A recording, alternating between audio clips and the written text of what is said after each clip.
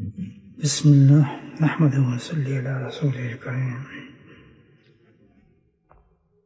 آپ صلی اللہ علیہ وسلم امامے کا شملہ پیچھے، آگے اور دائیں طرف لٹکاتے تھے۔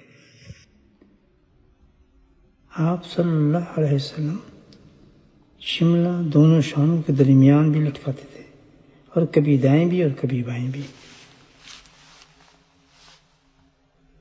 شملے کا بائیں طرف پہ چھوڑنا سنت ہے۔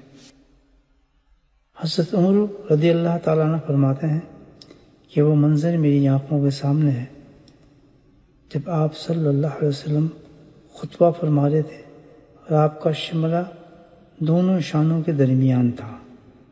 مسلم، نسائی۔ آپ صلی اللہ علیہ وسلم اپنے امامہ شریف کو صحابہ فرماتے تھے۔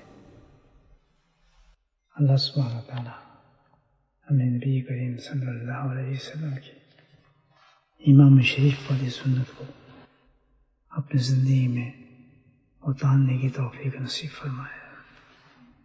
آمین۔